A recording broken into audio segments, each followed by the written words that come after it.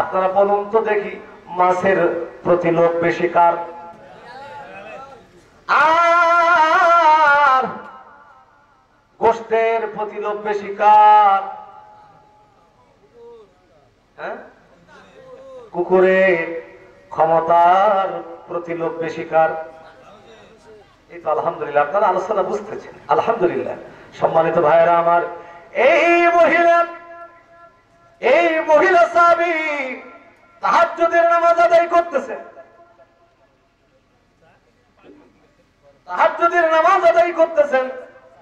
ঠিকমতো অবস্থায় মাছের তরকারির হাঁড়িটা ঢাকা, হঠাৎ করে দেখা গেল তরকারিটা একটু যেন নড়ন চলন ভাব, ভূমিকম্প যেরকম হয় ওই রকম ভাবে হয়ে গেছে। উপর থেকে ঢাকনাটা যখন পড়ে গেছে, পড়ার পরে মহিলা সাহাবী সঙ্গে সঙ্গে সালাম ফেরালেন, আসসালামু আলাইকুম ওয়া রাহমাতুল্লাহ, আসসালামু আলাইকুম ওয়া রাহমাতুল্লাহ।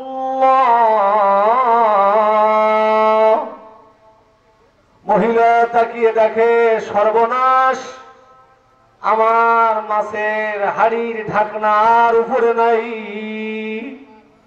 মহিলা তাকিয়ে দেখে পাশেই রয়েছে নিরীহ বিড়াল।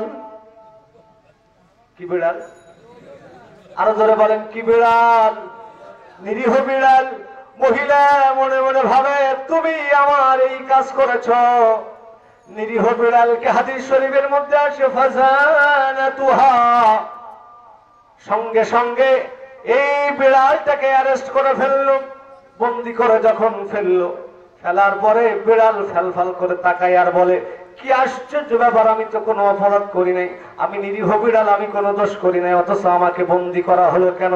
বন্দি করলে কিন্তু তুমি টান্ডা বেড়ি পরাচ্ছ কেন? কথা বুঝিনি মনে হয় ভাইরা আমার? অবাক লাগে তখন, এতটুকু মানুষের ডান্ডা বেড়ি পরিয়ে নিয়ে আসা হয় যখন। বিড়াল বলে, কি আশ্চর্য ব্যাপার আল্লাহ, আমি কোনো অপরাধ করলাম না, অথচ আমাকে ডান্ডা বেড়ি কেন পরাচ্ছে মহিলা? ডান্ডা বেড়ি পরানোর কারণটা কিন্তু বুঝতে পারলাম না। ডান্ডা বেড়ি পরানো হচ্ছে কেন?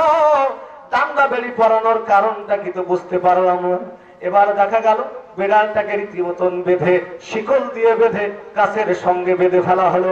একান্ত আপনজনের আমার গাছের সঙ্গে যখন বেঁধে ফেললো, বেঁধে ফেলার পরে হাদিস শরীফের মধ্যে আসছে, ওয়ালা তুআমাতুহা, মহিলা তাকে খেতে দেয় না। ওয়ালা সাকামাতুহা, মহিলা তাকে এক ফোঁটা পানিও পান করতে দেয় না। এবার বিড়াল আল্লাহর কাছে দোয়া করতেছেন, ও রব্বুল আলামিন, তুমি চাইলে আমাকে বানাতে পারতে সুন্দরবনের রয়্যাল বেঙ্গল টাইগার, তুমি চাইলে আমাকে বানাতে পারতে হিংস্র হায়না, তুমি চাইলে আমাকে বানাতে পারতে সিংহ, কিন্তু বানাওনি, তুমি আমাকে বানিয়েছো নিরীহ বিড়াল। আজকের কোরআনের পাখি যারা, তারা বলে আল্লাহ, বড় বড় সন্ত্রাসী যারা, তারা ঘুরে বেড়ায়, অথচ আমি নিরীহ কোরআনের পাখি আজ খাসাই বন্দি। একান্ত আপনজনের আমার বিড়াল টুকরে টুকরে কাঁদে আর বলে, ও আল্লাহ, আমি তো কোনো অপরাধ করি নাই, অথচ আমাকে গ্রেফতার করা হয়েছে। ও রব্বুস সামাওয়াতি ও রব্বুল আরশিল কারীম, ও রব্বুল আলামিন, আমি তো নিরপরাধ, আমি মাছের তরকারিতে মুখ দেই নাই, অথচ আমাকে গ্রেফতার করা হয়েছে। ও রব্বুস সামাওয়াত ও রব্বুল আলামিন, এই মহিলা গ্রেফতার করেছে ঠিক আছে, কিন্তু ওয়ালা তুআমাতুহা, ও তো আমাকে খেতে দেয় না, ওয়ালা সাকামাতুহা, ও আমাকে এক ফোঁটা পানি পান করতে দেয় না।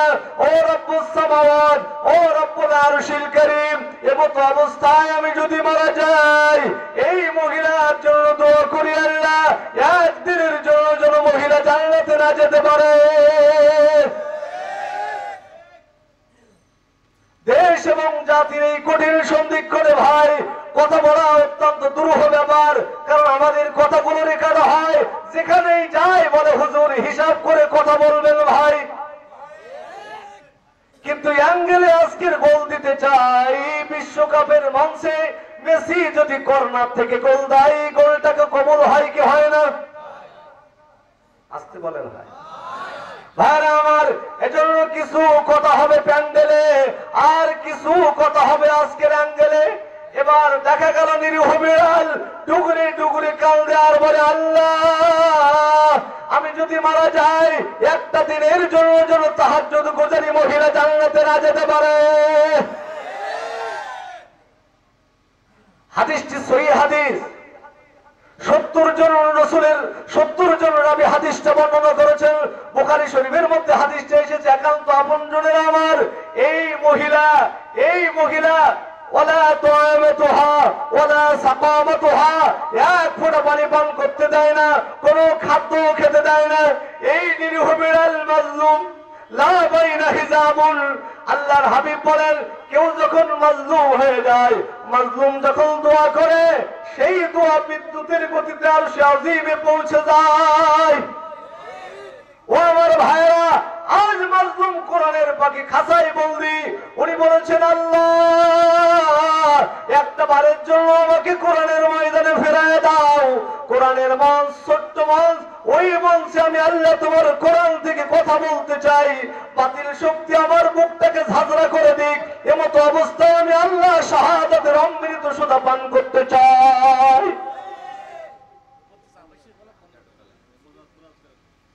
একান্ত আপনজনের আমার বিশ্ব মানবতার নবী রাহমাতুল লিল আলামিন। লক্ষ্য করেন হাদিসটা বুখারী শরীফের মধ্যে এসেছে। আল্লাহর নবী রাহমাতুল লিল আলামিন।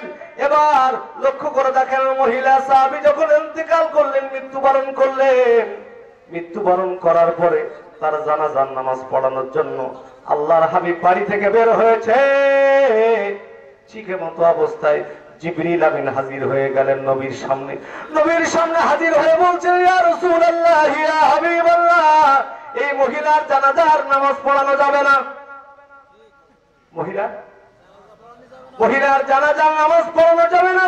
আল্লাহর নবী আশ্চর্যান্বিত হয়ে গেলেন, বিস্ময়ে অভিভূত হয়ে পড়লেন। আল্লাহর নবীকে জানিয়ে দেওয়া হলেন, মাজলুম বিড়ালের দোয়া কবুল হয়ে গেছে। কথা বলেন ঠিক না বেঠিক?